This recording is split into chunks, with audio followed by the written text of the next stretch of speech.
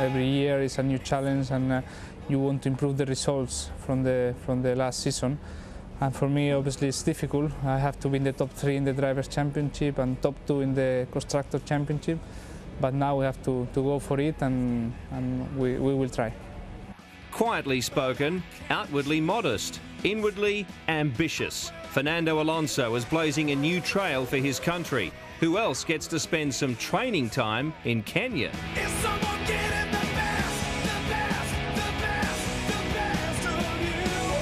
This exotic life at the almost obscene extremes of professional sport is rare enough, but in Spain it's been historic, changing the very foundations of their motor racing support base.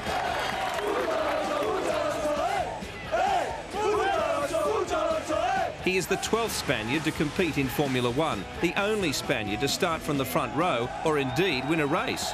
In fact, he's had 6 poles and 6 wins, 15 podium finishes, 3 fastest laps. You have to be always, fit. You have to train. You have to prove the people that you're still fighting.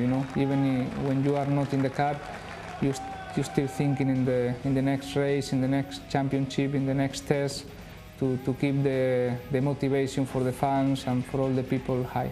His father made a go-kart for him when he was 2 years old, and he started racing at 3.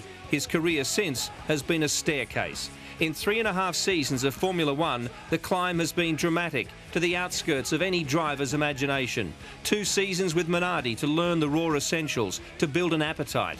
Then, under the management of Flavio Briatore, apprenticeship with Renault, testing, then racing, riding from midfield to mastery and contributing to their success.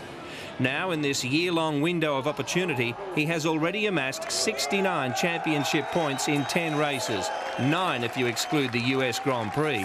There's no denying Renault's development has produced a superior car to most of those in the field. Not always the quickest, certainly more reliable. We have more powerful engine, we have better tyres for sure this year, and also the chassis, I think it's a little bit easier to drive, and it's not too difficult to drive at the limit than last year was a little bit impossible, especially at the end. And all together makes a very competitive car in all of the circuits, hopefully, and we are really, really happy. It's no coincidence that last weekend, as McLaren pace overshadowed the timesheets and Ferrari promised danger after a 1-2 finish in America, Alonso produced a masterful qualifying lap very early in the session, followed by a masterful race drive. He arrived at Silverstone this weekend with a 24-point championship lead and acute awareness that Renault cannot sit on that cushion, that it must continue to crunch the numbers and keep the wolves at bay by applying the same analytical approach. The weather normally is the first difficulty here in England, when you're in England, and it's a difficult race, but very important for our chances in the championship as well.